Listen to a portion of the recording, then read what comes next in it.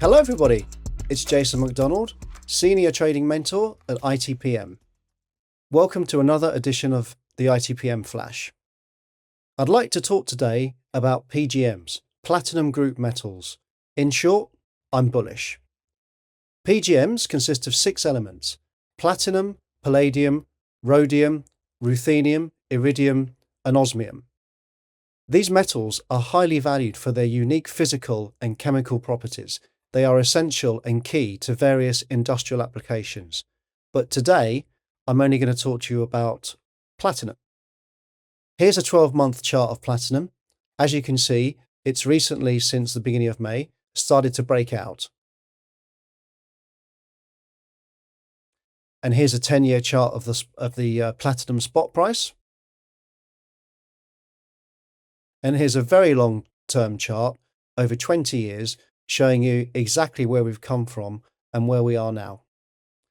So over the last few weeks, platinum and palladium have surged higher. Platinum has led the way with a 25% plus up move since May. These metals had previously been flatlining since 2020, so the latest spike is very interesting. The move has been driven by tightening industrial supply, strong demand from the auto sector, and fresh interest from retail investors due to Costco's recent entry into platinum sales. Platinum has broken out of a multi-year trading range and now trades around $1,200 per ounce, and it's still deeply discounted versus gold. With gold lease rates turning negative, indicating oversupply, investors are rotating into platinum and palladium for relative value. Some of the basics about platinum. So it's one of the rarest metals in the world. It's 30 times rarer than gold. Somebody much more eloquent than me put it in this way: all the platinum that has ever been produced would only cover your ankles in one Olympic-sized swimming pool, whereas all the gold ever produced would fill 3 Olympic-sized swimming pools. You might therefore expect platinum to trade higher, or at least as high as gold. And previously it did. Prior to the global financial crisis, platinum was trading at a 100% premium to gold, exactly as nature intended. Currently, platinum trades at a more than 60% discount to the price of gold, the highest discount of platinum versus gold ever. It was only this low at the depths of the COVID crisis. Platinum is a precious metal, but it also has industrial uses. 30 to 40% of demand comes from catalytic converters in the auto industry, and another 30 to 35% of demand comes from industrial uses, which means that only 25 to 40% of the demand comes from jewelry and investment sources. I got those numbers from the World Platinum Investment Council. We all know the prevailing narrative is that internal combustion engine vehicles are dead and everyone will drive an electric car in the future. So the demand for auto catalytic converters will eventually go to zero, or so the bear case says.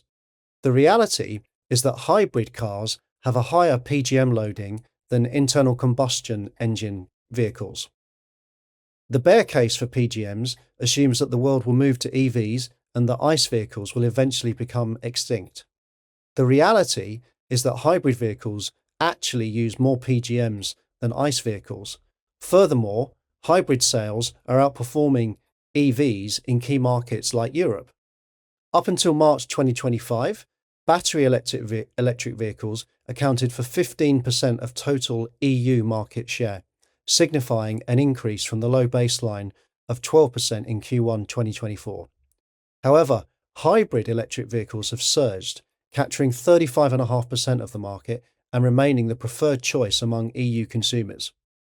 Meanwhile, the combined market share of petrol and diesel cars fell to 38%, down from 48% over the same period in 2024.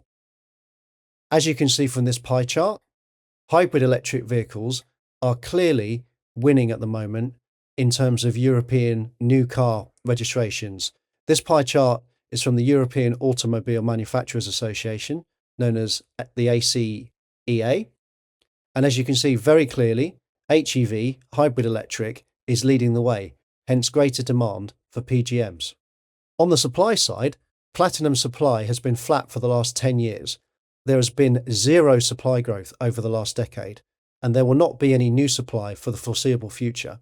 It takes 8 to 10 years for a new project to come online, and there's no meaningful pipeline in place. The total platinum supply in 2023, for example, was 7.1 million ounces. However, 1.5 million of those ounces came from recycling. So the actual mine supply of platinum in 2023 was only 5.6 million ounces, according to the World Platinum Investment Council. Here's the actual surplus deficit bar chart of the platinum market going back to 2014.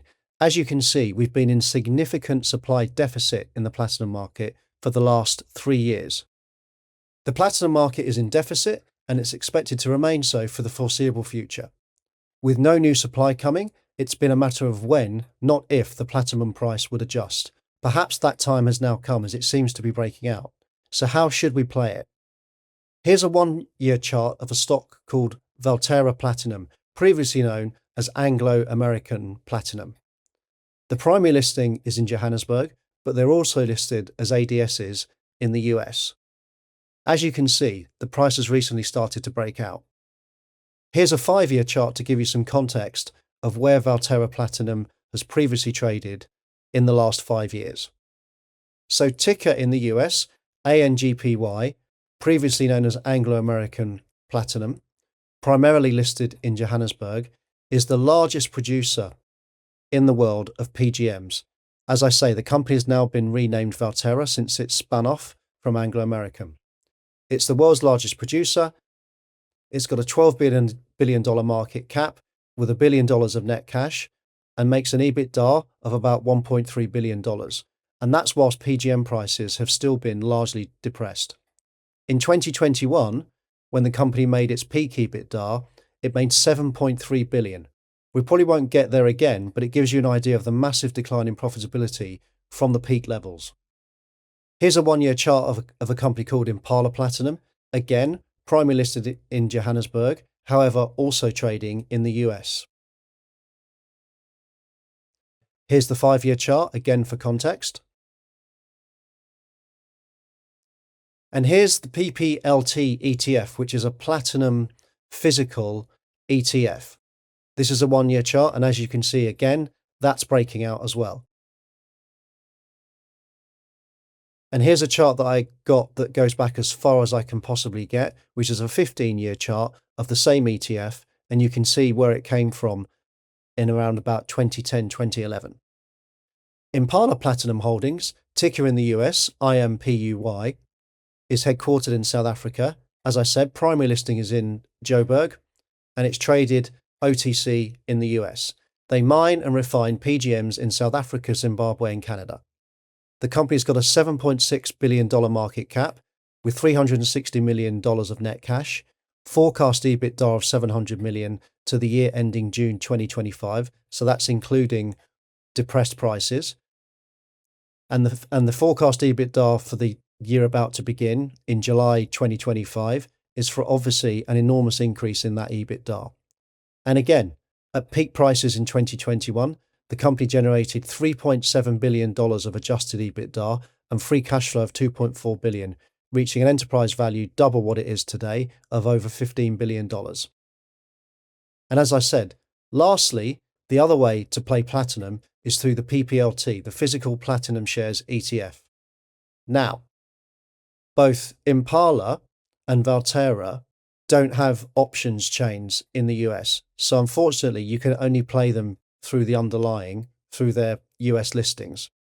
However, the PPLT does have options on the CBOE, but they're not particularly liquid. So you can trade the PPLT ETF, but you can also, if you're patient, put on some option spreads around the PPLT ETF. So for example, one might consider putting on a September-July $120 strike price calendar call spread on a 2-to-1 basis. So in other words, you'd consider buying 2 September 120 calls on the PPLT against selling 1 of the July 120 PPLT calls. Hence the 2-to-1 ratio. And that's what we call a calendar, where you've got the September expiry, the long expiry being further out than the short expiry in July. Best case scenario is that obviously the July expires at 120 or lower, so you collect the credit, and then you'd be left naked long the September 120 calls. They do go out further, but only unfortunately at the moment to December. So at that point, as you're approaching the September expiry, you could consider rolling it depending on what's happening to the platinum price. Thanks for watching, and do remember that we're running these positions as part of a long-short portfolio using underlying and options with a small net directional bias. Thanks very much. See you next time.